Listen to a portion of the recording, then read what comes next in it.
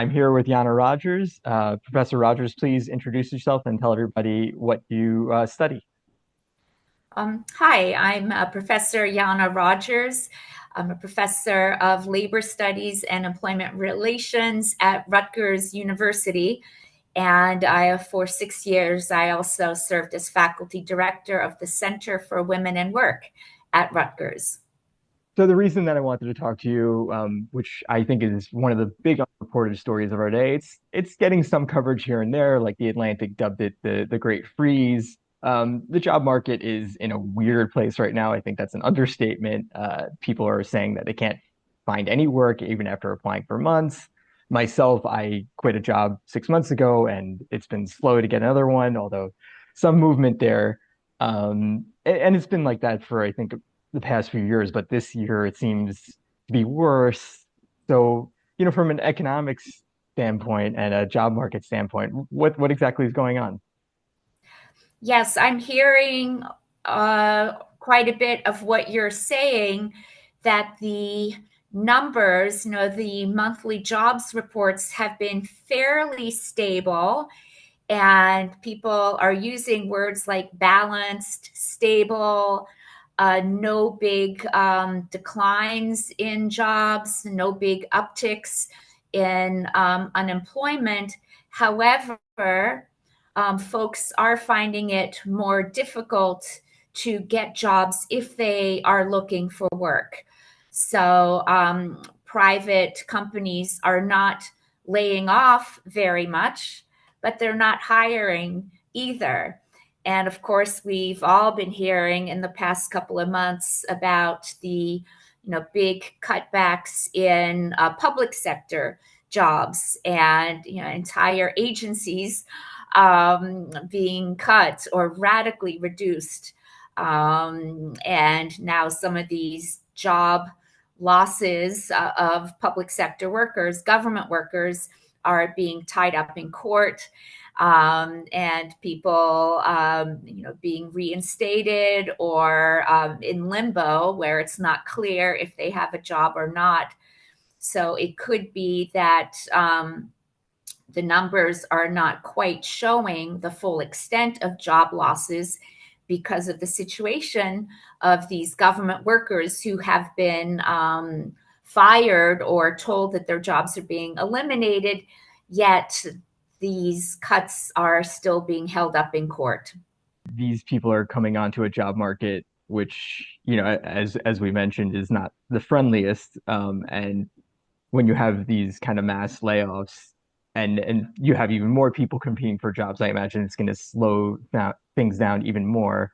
Why are companies not hiring right now? And from what I'm hearing, it's just a lot of uncertainty about where the economy is going. There are, daily new headlines and worries about tariffs, rising prices, what's going to happen to interest rates.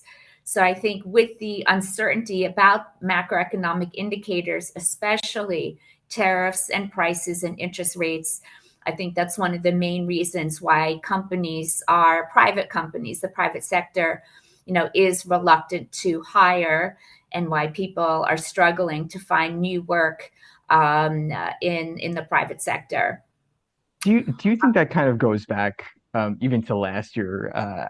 Because I think this freeze kind of it's been kind of bubbling under the surface is kind of a weird thing to say about a freeze, but it seems to have been kind of frozen under the surface. And maybe with the presidential election and when it seemed like our current president had a good shot of winning, I don't know if that created even more uncertainty, but businesses seem to be kind of optimistic about his election at the same time. Maybe that's just the big tech companies, but do you think that people were just waiting for the results of the election before they made any decisions about what they were going to do with their businesses, within the next year, within the next like it's hard to make a plan when you have somebody such as Trump coming in because as we see, it's a different headline every day, and it's hard to keep track. So, what do you think about that? Do you think that his potential election could have been a factor in why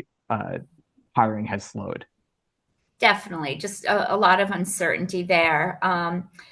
And then let me get back to your question about women and people of color. I think what was known even heading into the election, but especially afterwards, was the new administration's let's just call it distrust of or antipathy towards diversity, equity, and inclusion policies. So now with DEI really under attack, I think that is, of course, going to disproportionately affect women, people of color, sexual and gender minorities, as well as people with disabilities Mm. in hiring, in recruitment, in promotion. So, on that front, I think we can say with quite a bit of certainty that this current attack on DEI initiatives at all levels is going to harm people who have traditionally gained from DEI policies in recruitment, in hiring, in promotion, as well as in pay. Mm. Can you, do you have any numbers kind of like that we can compare to how many, like, what's the percentage of people that these programs help before? Where were these college students? Were these people coming up from different fields who were benefiting from these programs? Just so we can kind of lay out the impact of what the elimination of these programs will do to people who are benefiting from them. Yeah. I don't have numbers, but what I can tell you, I've been looking closely at the research on the effectiveness of DEI kind of policies, and especially the gold mine, in social science research are things like controlled experiments. And what this top level research shows is that when we have people who are exposed to folks who are different from them, that does work to reduce prejudice. It reduces stigma. And you have this effect that, an exposure kind of effect where, as a result of whatever factors it is, whether it be DEI policies or other changes where people who are different from each other start working together and are, in the same community, in the same workspace, that does have a positive effect on the ability to get along, on reducing stigma, on reducing prejudice. And this is pretty strong, peer reviewed, high level research showing that there is solid potential for DEI policies to work in terms of reducing prejudice Mm. and stigma. I don't have numbers about all these the DEI programs that we have in the workplace and the extent to which they've increased promotions or hiring. That I don't know, but I think it is what's a good word? It's a huge step backward in terms of labor market progress that we've made in revoking these kind of programs. They only help, they don't hurt, and there are whole macroeconomic gains to be had from greater inclusion. Now, it's not just benefiting underrepresented groups. We do see increases in productivity. We see increases in labor force participation. We see more innovation, more creativity in the workplace, stronger business growth. Now, there's quite a bit of evidence showing that DEI kind of policies do work, not just for underrepresented groups, but for the macroeconomy. Mm. Yeah, and with this freeze, what it seems like to me is that employers have become more conservative in their hiring. They want somebody who's done that exact position at another place, and then come in and just do the same kind of work, which can hurt people from diverse backgrounds because they don't have that one-to-one experience.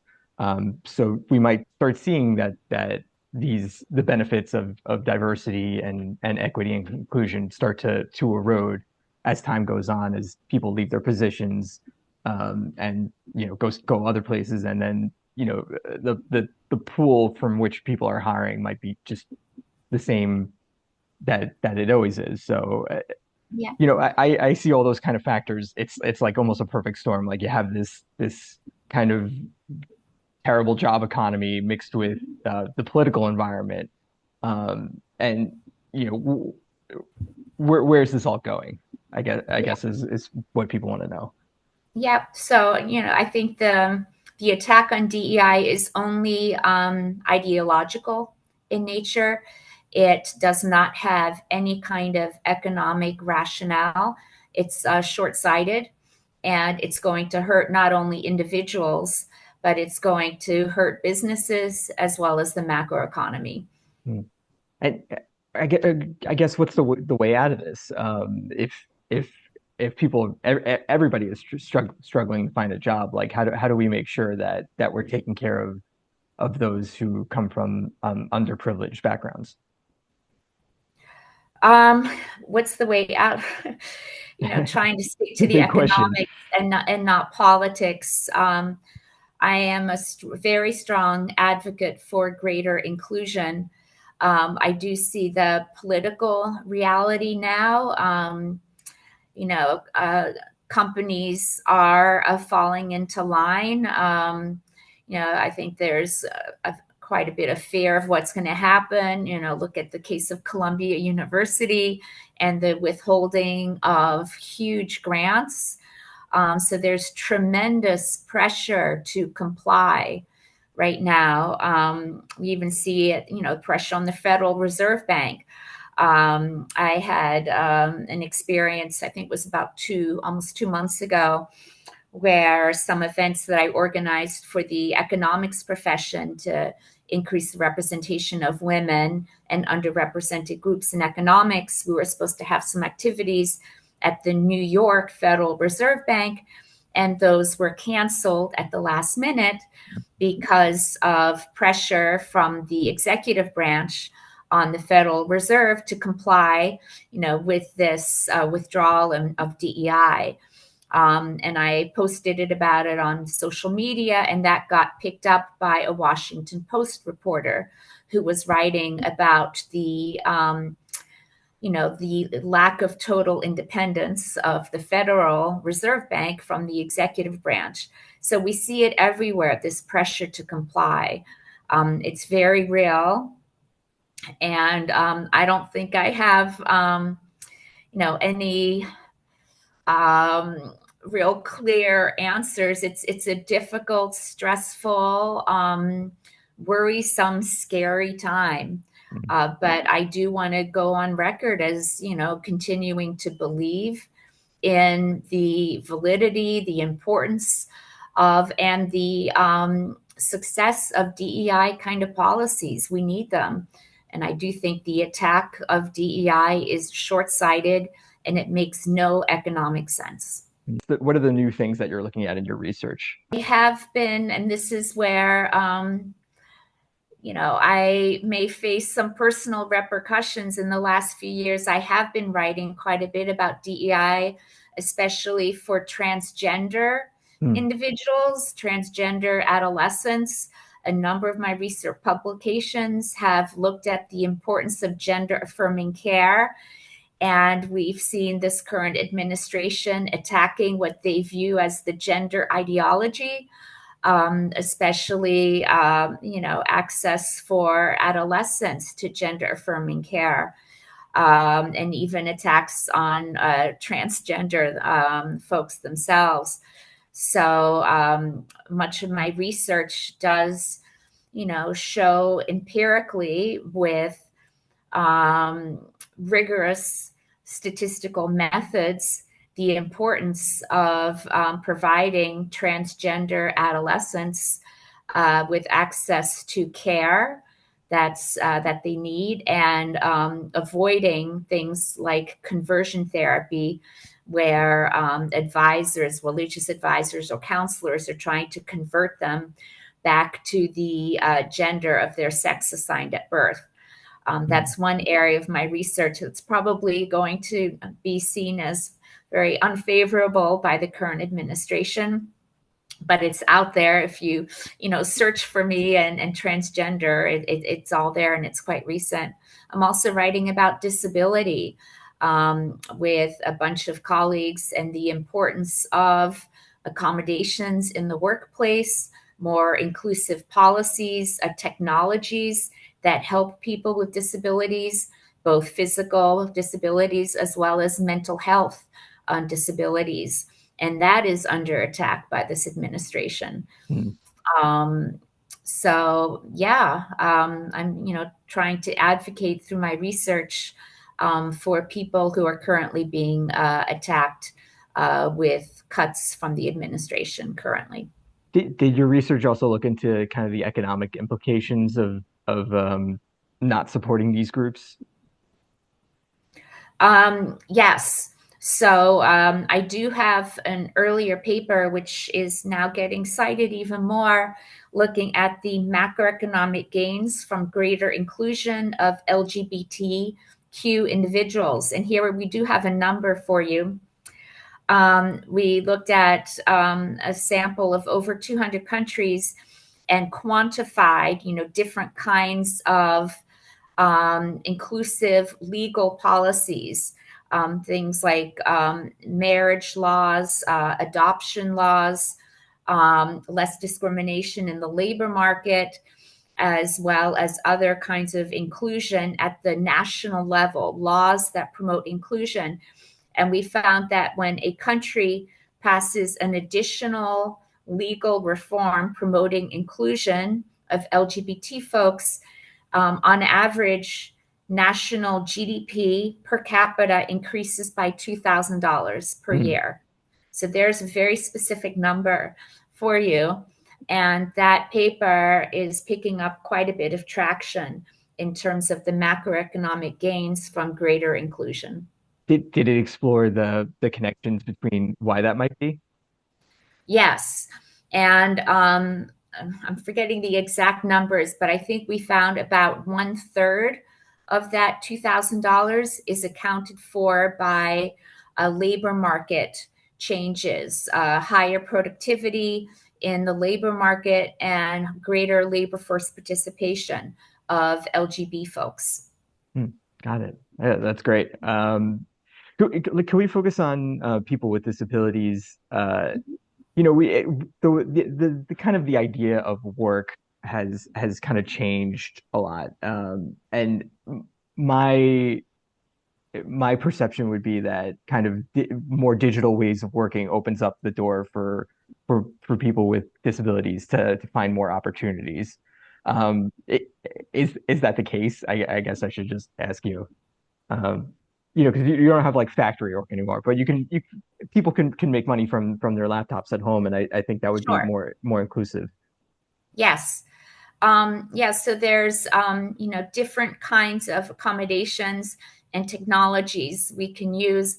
Um, and in terms of some of the main accommodations, I should note that our research shows that it's not only folks with disabilities who are requesting accommodations, it's also people who are trying to balance, their work-life demands. Mm. So we've done original survey work and found that a high percentage of people with disabilities requested various accommodations, especially scheduling flexibility and the ability to have some remote working days, but also folks without disabilities have a high likelihood of asking for accommodations.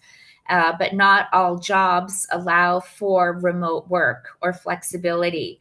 So that's one point that we see that when accommodations are fully granted, there is an improvement in the attachment people have to their jobs and their attitudes about their jobs and their workplace experiences.